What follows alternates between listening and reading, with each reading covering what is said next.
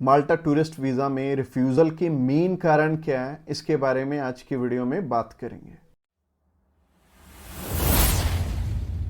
Subscribe कीजिए हमारे इस चैनल को और टूरिस्ट वीज़ा में आने वाले अपडेट्स के बारे में अप टू डेट रहिए। तो जहां तक बात की जाए आज के टाइम में रिफ्यूज़ल्स की, रिफ्यूज़ल रेट बहुत ज़्यादा पीक पे हैं और जैसे कि मैंने बताया 4 बारी अप्लाई करके 5 बारी अप्लाई करके भी लोग बैठे हैं जिनको कि समझ में नहीं आ रहा कि उनका रिफ्यूज़ क्यों हुआ है।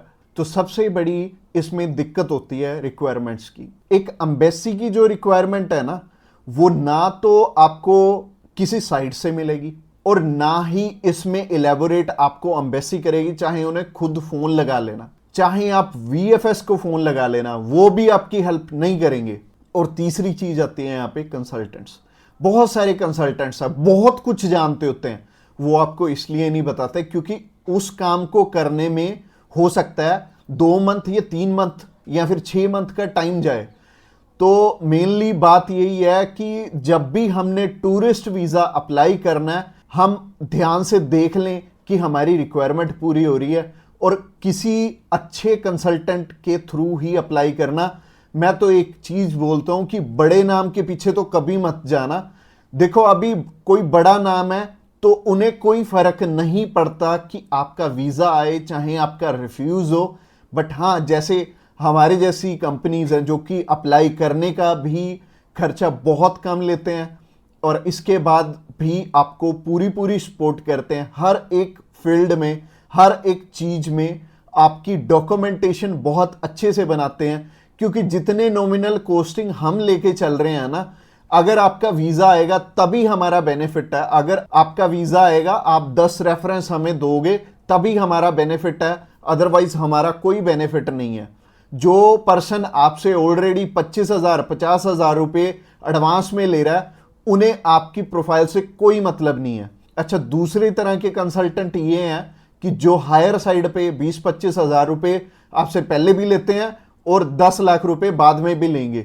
उन्हें भी आपकी प्रोफाइल से बहुत हद तक कोई मतलब नहीं है क्योंकि उन्होंने आपसे एडवांस ले लिया है और उन्हें यह फर्क नहीं पड़ता कि आपका वीजा आए या ना आए। वो अगर 10 केस अप्लाई करेंगे तो उसमें से एक वीजा तो वैसे ही आ जाता है, तो उनके 10 लाख रुपए तो वैसे ही बन गए।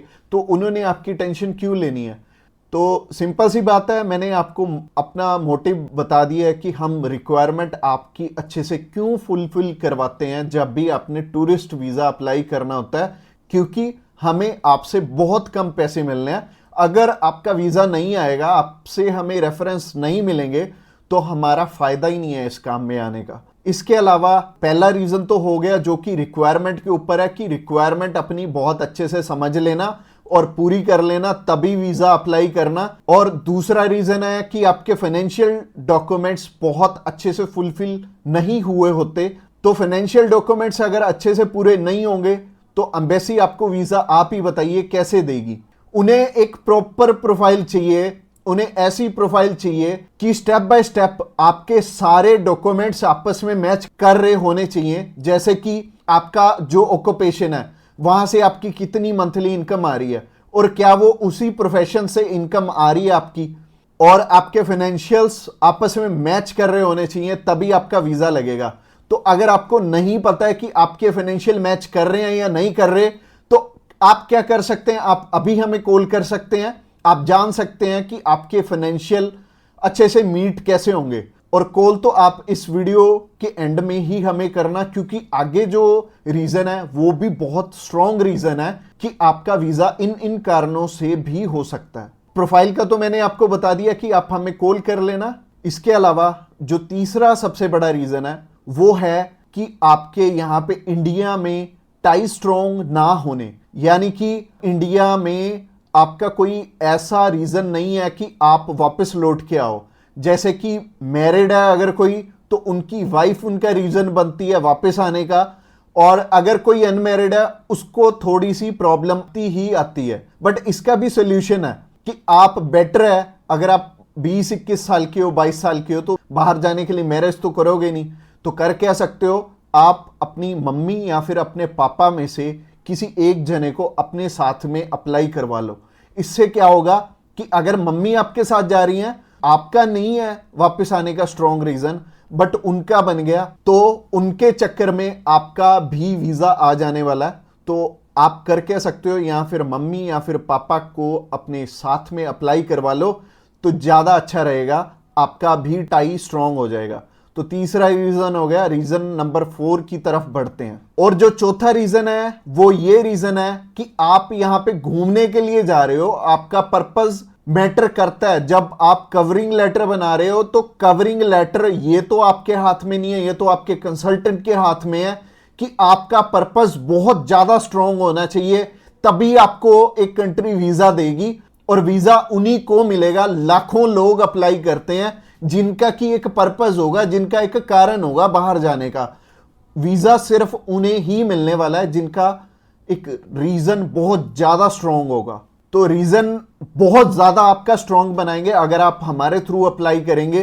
तो ये चौथा कारण था आपका वीजा रिफ्यूज होने का। और ये 4 कारण ही हैं जो सबसे बड़े रिफ्यूजल के आपके चांसेस बनते हैं। जिन कारणों के पीछे ये चारों चीजें अपनी ठीक कर लो, और जैसे मैंने पर्पस में बताया, पर्पस आपका बहुत ज्यादा स्ट्रांग हो जाएगा अगर आप हमारे थ्रू अप्लाई करेंगे।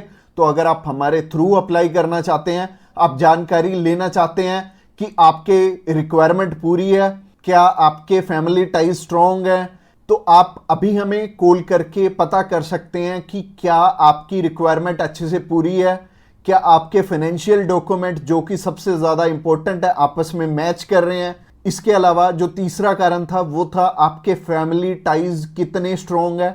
इसके अलावा चौथा कारण है कि आपका पर्पस हम कितना स्ट्रांगली लगाएंगे।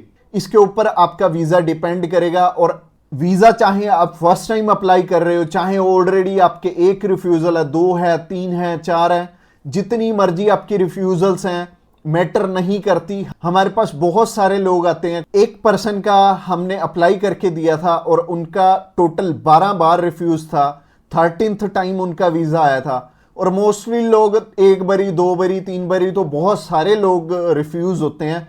कई लोग तो 4-4, 5-5, 6-6 बार रिफ्यूज होते हैं। इवन उन्हें ये नहीं पता लगता कि हम करें तो करें क्या। वीजा तो हमें लेना है, और लेना भी बिल्कुल सही मायने में है, एक्स्ट्रा पैसे देके नहीं लेना, एक बिल्कुल नॉमिनल चार्जेस में ही अप्लाई करवाना है किसी से।